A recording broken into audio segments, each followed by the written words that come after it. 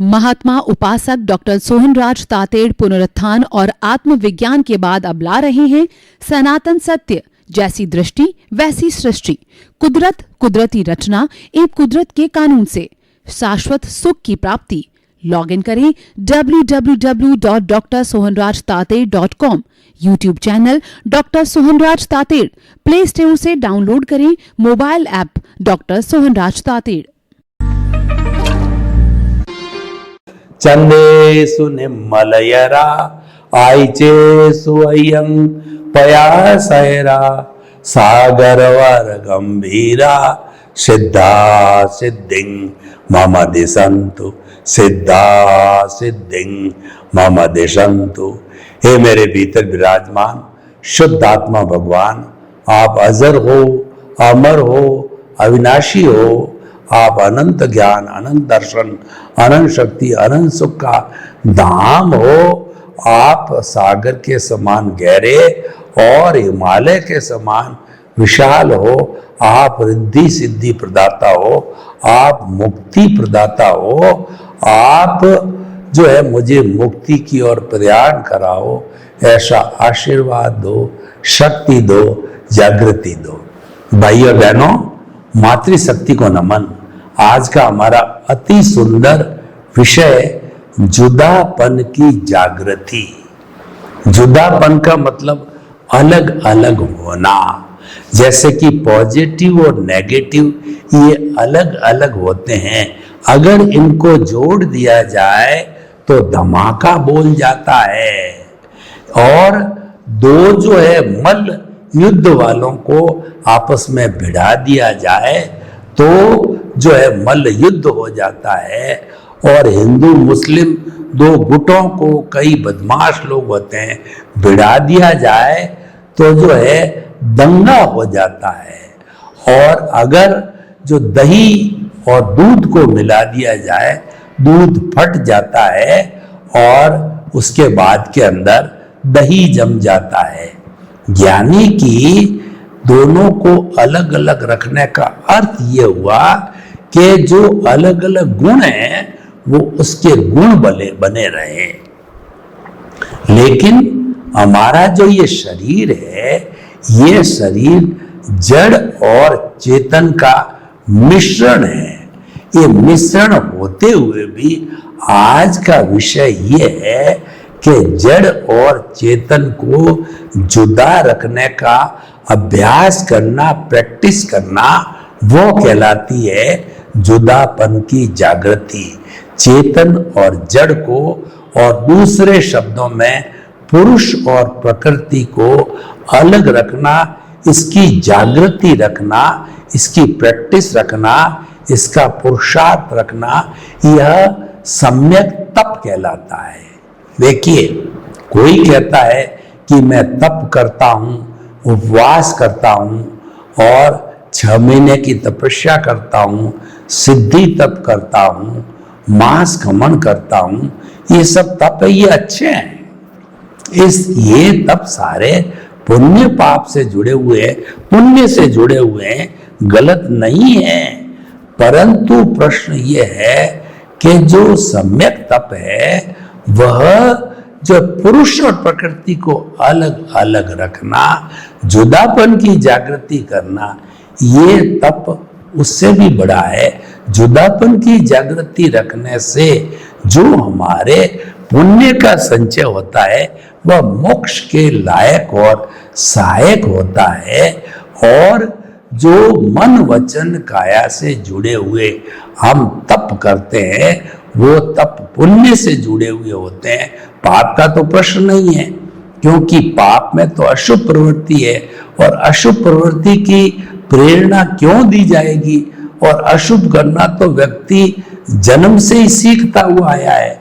बुराई को करने के लिए कोई ट्रेनिंग नहीं दी जाती है। यह बात अलग है कि डाकू होते हैं, डाका कैसा डाला जाए उसकी ट्रेनिंग देते होंगे। कसाई लोग हैं जो पशुओं को मारने की ट्रेनिंग देंगे।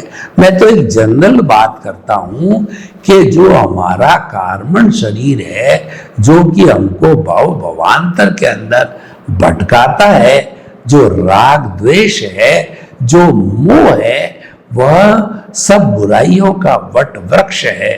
जो कषाय जो रंगा हुआ है वो सब बुराइयों की जड़ है। तो वो उस चीज को तो वो तुम लेकर के आए, उसको तो हमें छोड़ना है। वो हमारा सारा अज्ञान है। अज्ञान का नाश ही सच्चा नाश है। अज्ञान का त्याग ही सच्चा त्याग है। आत्मज्ञान ही सच्चा ज्ञान है। शेष सब अज्ञान है। क्योंकि मुक्ति में जाने वाला आत्मा है। कषाय मुक्ति में नहीं जाता, शरीर मुक्ति में नहीं जाता है, मुक्ति में जाता है आत्मा का है। इसी कारण कहा गया है आत्मज्ञान ही सच्चा ज्ञान है, शेष सब अज्ञान है। अज्ञान बुरा नहीं है, अज्ञान तो रिलेटिव है। उसको जैसे कि खाने का जो है, खाने का ज्ञान, पीने का ध्यान, ड्राइविंग का ध्यान और ड्राइविंग का ज्ञान, रोटी बनाने का ज्ञान, तो इसके बिना हमारा जीवन कैसे चलेगा।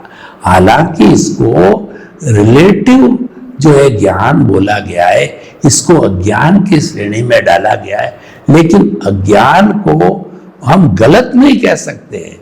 उसके बिना हमारा व्यवहार जगत नहीं जाएगा।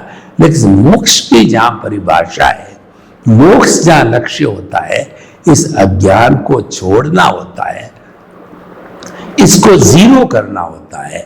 यानी व्यवहार जब जीरो होता है तब हमारा कार्बन शरीर जीरो होता है, अज्ञान जीरो होता है।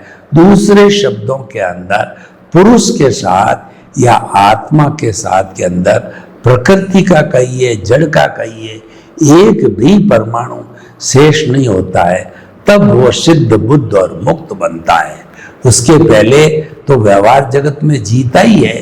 कितना ही बड़ा साधक हो, कितना ही बड़ा साधु हो, और तीर्थंकर भी व्यवहार जगत में जीते हैं। हालांकि एक बात अलग है, उनको केवल ज्ञान हुआ होता है। केवल ज्ञानी भी व्यवहार जगत में जीते हैं, लेकिन वो व्यवहार जगत में जीते हुए भी इस औदारिक शरीर में भगवान है, पूजनीय है, वंदनीय है, स्तुत्य है, क्योंकि वो इसी जन्म के अंदर मुक्ति जाने वाले हैं। तो भाई और बहनों, हम आपको ये बताना चाहते हैं कि ये जो हमारा जुदापन की जागृति है, ये हमारा अभ्यास है, ये हमारी ट्रेनिंग है। कोई कहे तो हम जीवन भर क्या करें, जो है कई बार हम कहते हैं कि आपका जो रिलेटिव व्यवहार है, आपका जो रिलेटिव सत्य है, जिसको हम अज्ञान कहते हैं, यह तो पिछले जन्म का ऑटो मोड से चलता है। तब वो प्रश्न करते हैं ये ऑटो मोड से चल रहा है, होना जो अपने आप होता रहेगा, तो हम क्या करें। तो हम ऐसे लोगों को ये बताना चाहते हैं कि आप रियल पुरुषार्थ करो। रियल पुरुषार्थ जो है वो जुदापन की जागृति है। यानी आप जब से आपके समझ में आ जावे, जब से आपको ज्ञान मिल जावे, तब से आप जुदापन की जागृति रखो। आप जो है आपके इसको जो है जड़ को और चेतन को जो है कभी भी आप मिलने मत दो, क्योंकि ये मिल जाएंगे तो फिर हमारा पुरुष है वो अशुद्ध हो जाएगा, उसको भव भवांतर के अंदर भटकना पड़ेगा। जब हम इसको एक जन्म, दो जन्म, तीन जन्म में अलग रखने लगेंगे तो बीच का जो मिश्र चेतन अज्ञान है वो संपूर्ण रूप से समाप्त हो जाएगा। और संपूर्ण रूप से समाप्त होने पर जो है प्रकृति का एक अंश भी पुरुष में नहीं रहेगा, तो पुरुष जो है वो ब्रह्म में लीन हो जाएगा। वेदांत में कहते हैं कि जीव अलग अलग होते हैं और वो जीव को जब ब्रह्म ज्ञान हो जाता है तो वह जीव है ब्रह्म में विलीन हो जाता है, उसकी मुक्ति हो जाती है। तो हम ये कहना चाहते हैं कि जितना जितना हमारी प्रकृति और पुरुष को जुदापन की जागृति करेंगे तो बीच में जितना मिश्र चेतन है हमारा, कार्बन शरीर, कॉजल बॉडी, लिंग शरीर, कर्म रज कषाय, राग द्वेष, जो जितना भी बीच में है वो सब धुलता धुलता, वो धुलते धुलते सफाई होते होते एक भी परमाणु शेष नहीं रहेगा। एक जन्म में, 2 जन्म में, 4 जन्म में, और अज्ञान का संपूर्ण नाश होते ही हमारा पुरुष, हमारा शुद्ध आत्मा भगवान, वह अजर अमर अविनाशी हो जाएगा। सिद्ध शिला में जाकर के वह जो है शाश्वत सुख में जाकर के विराजमान हो जाएगा। तो भाइयों बहनों, आज का विषय है जुदापन की जागृति। इसको भेद विज्ञान भी कहते हैं और इसको जो है दृष्टि विज्ञान भी कहते हैं। जुदापन की जागृति को दृष्टि विज्ञान कहा जाता है। तो ये सारी चीजें पर्यायवाची है। ये जो है ज्ञाता दृष्टा भी कहा जाता है, जुदापन की जागृति भी कहा जाता है, भेद विज्ञान भी कहा जाता है, दृष्टि विज्ञान भी कहा जाता है। तो ये सब चीजें क्या है, हम आपको बताना चाहते हैं कि जो है, देखिए, कुदरत हमारा सनातन सत्य यहाँ काम में आता है। सनातन सत्य का जो है सनातन सत्य है वह सिद्धांत पर आधारित है और सिद्धांत परमानेंट होता है। सिद्धांत भूत भविष्य वर्तमान में नहीं बदलता। कैसे नहीं बदलता? Honesty is the best policy. ये भूत भविष्य वर्तमान में ये सिद्धांत नहीं बदलता। कुदरत कुदरती रचना, कुदरत का कानून ये भूत भविष्य वर्तमान में नहीं बदलता। अमेरिका और विश्व के 210 कंट्री में कहीं पर भी नहीं बदलता। तो इसीलिए सनातन सत्य है, सिद्धांत पे आधारित होता है, सिद्धांत परमानेंट होता है। जो बदलता है वह अवस्था होती है। तो उसको हम कहते हैं कि मन वचन काया तथा उससे जुड़ी हुई हर अवस्था मात्र कुदरती रचना है, जो कि जो है व्यवस्थित है, पूर्व निर्धारित है, प्रीडेस्टिन्ड है, वह फिक्स है। वो समय पर आएगी और समय पर जो है वह अवस्था होने के कारण, टेम्पररी जड़ होने के कारण वह समाप्त हो जाएगी। द्रव्य क्षेत्र काल भाव के अधीन वह भुगत करके, वह जड़ ही भुगतता है और वह फिर जाकर के जो है कुदरत के अंदर विलीन हो जाता है। तो भाइयों और बहनों, हम आपको ये कहना चाहते हैं कि मन वचन काया, उसको कुदरती रचना मानो। आप जुदापन की जागृति में एक ही चीज का चिंतन करो कि ये मन वचन काया की जो कोई भी अवस्था चल रही है ये कुदरती रचना है। मैं बीमार पड़ गया, ये कुदरती रचना। मुझे बुखार आ गया, ये कुदरती रचना। क्योंकि शरीर को बुखार आता है, मन वचन काया रूपी पुतले को बुखार आता है, और कभी इस पुतले का कोई सत्कार करता है, कभी इस पुतले को कोई जो है गाली देता है, कभी इस पुतले को जो है कोई दुलार करता है, प्यार करता है, इसकी सेवा करता है, इसको ठोकता है, इसको पीटता है। ये सारा कुदरती रचना है, क्योंकि ये पूर्व निर्धारित होता है और इस जन्म में ये कुदरती रचना चलती रहती है। अब अगर आपकी जो प्रतिष्ठित आत्मा है वह सारा जितना पुरुषार्थ होता है प्रतिष्ठित आत्मा करती है। देखिए, आत्मा की 3 अवस्थाएं होती है। एक तो होती है हमारी मैकेनिकल प्रतिष्ठित आत्मा, वो की ऑटो मोड से चलती है, उदय प्रारब्ध के अधीन होती है।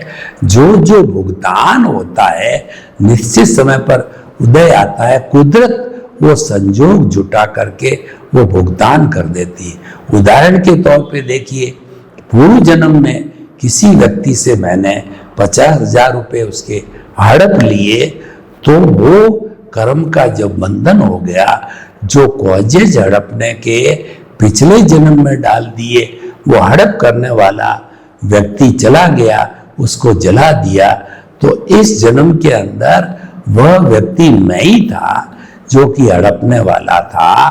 तो साक्षी हमारी आत्मा की पिछले जन्म में भी थी, इस जन्म में भी है, और फ्यूचर में आत्मा नहीं बदली तो उसकी साक्षी से जो है वह कुदरत क्या करेगी कि जिस व्यक्ति का मैंने पैसा हड़पा है वह उस व्यक्ति को ला करके और कुदरत मेरे सामने खड़ा कर देगी, यानी कि वह किसी न किसी रूप में डीलिंग करके और वह लेन देन करेगी। तो 50,000 रुपया जब उसमें ड्यू रहेगा, हड़प जाएगी, हमको वह पैसा नहीं लौटाएगी।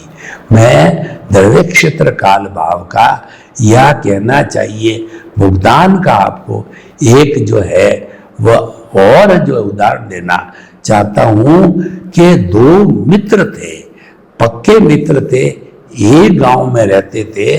तो एक मित्र के लड़कियां ज्यादा थी, पैसा अतिरिक्त कमाने के लिए वो दिशावर गया, गांव में इसका इतना स्कोप नहीं था। अपने मित्र को कह के गया कि ये 50,000 रुपये मैं तुम्हारे पास जमा कराता हूँ, आऊँगा जब ब्याज सहित मुझे लौटा देना, मेरे खर्चा ज़्यादा है तो मुझे पैसे की जरूरत पड़ेगी, मैं पैसा कमाने दिशावर जा रहा हूँ। दिशावर गया तो पहले दिशावर लोग 12-12 साल तक पैदल या ऊंट की सवारी या जो कहना चाहिए वहाँ जो छकड़े इत्यादि होते थे उनकी सहायता से वो जाते थे। तो 12 साल बाद लौटा, अपने मित्र को कहा कि मेरे को 50,000 और 10,000 ब्याज हो गया, 60,000 हो गया, मुझे लौटा दो। उसकी नीयत खराब हो गई। तो मित्र ने कहा मुझे कब दिए, कोई लिखा पढ़ी है क्या तुम्हारे पास कोई मुंडी है क्या? तो उसके पास तो कुछ नहीं था, क्योंकि वो तो मित्र पे विश्वास था, तो नहीं दिया। दोनों मर गए। मर करके एक बाप बना, एक बेटा बना। जो पैसे खाने वाला था वह तो जो है बाप बना, और जिसके खाए वो बेटा बना। पहले ही दिन से वो बेटा बीमार चलता रहा, बाप के पैसे लगते रहे।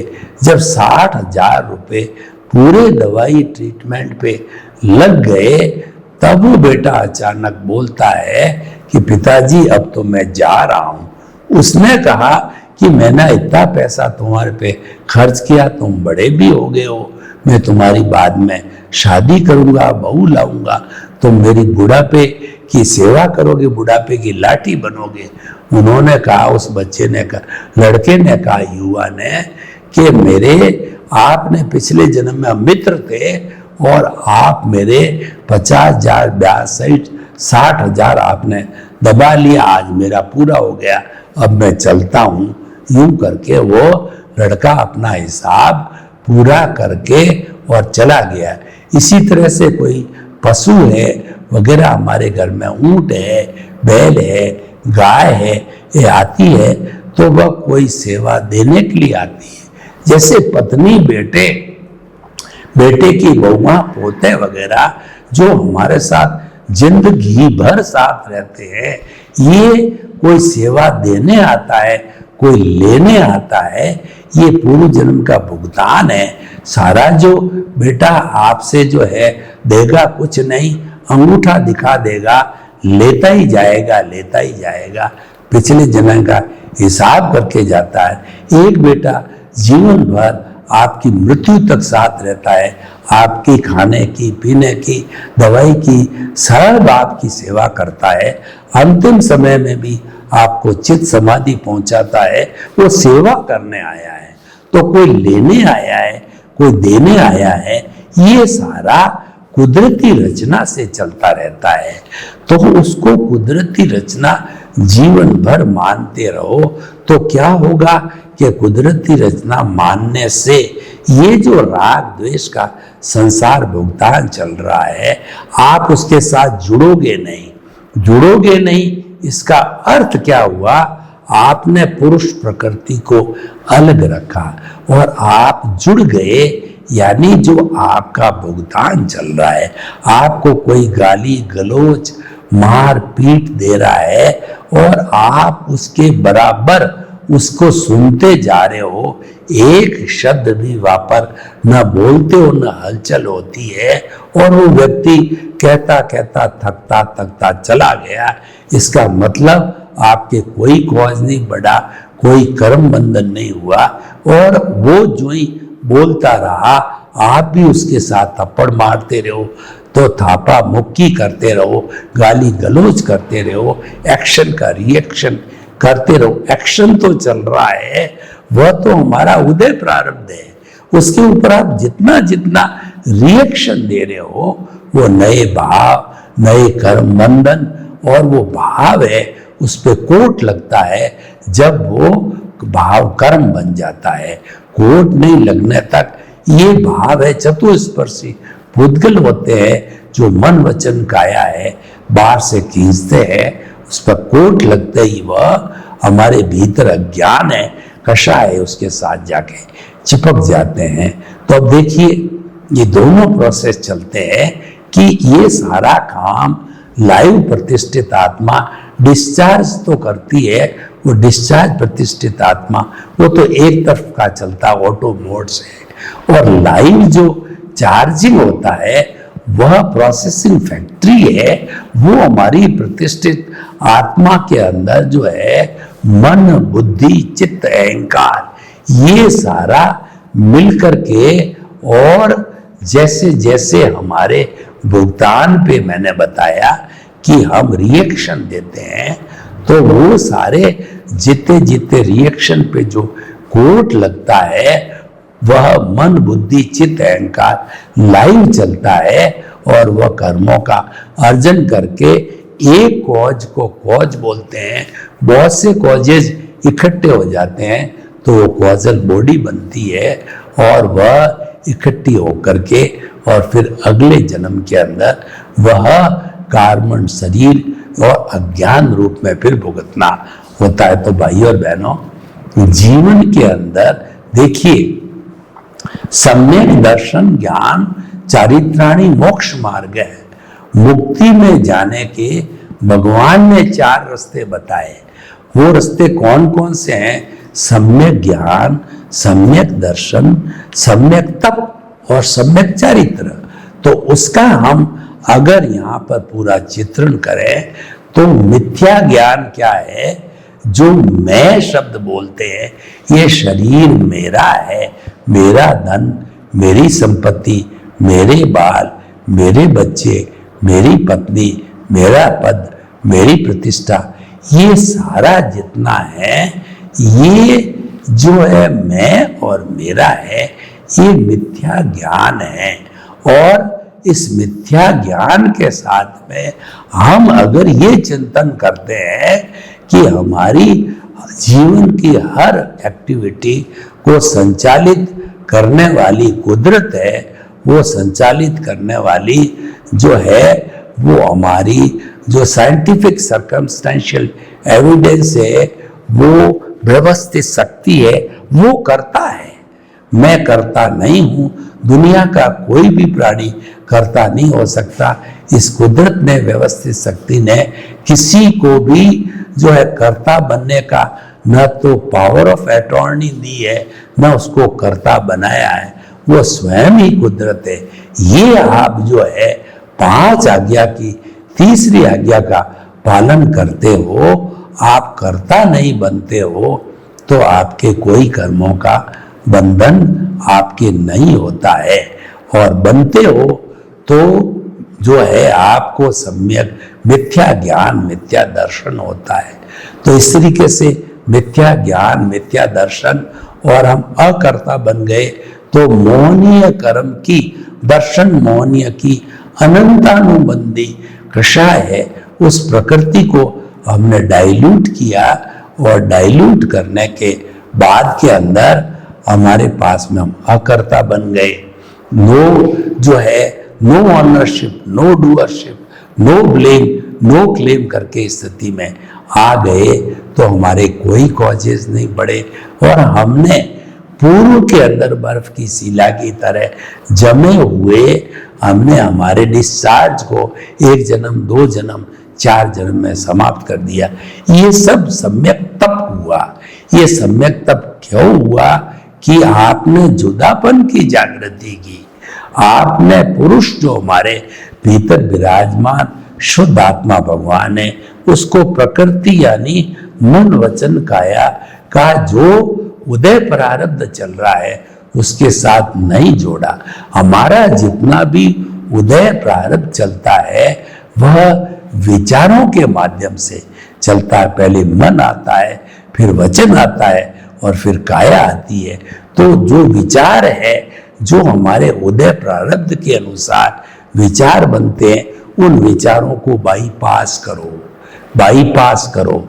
देखिए किसी सिटी में बड़े वाहन को जाना अलाउड नहीं होता है, तो सिटी के बार बार बाईपास दे दिया जाए।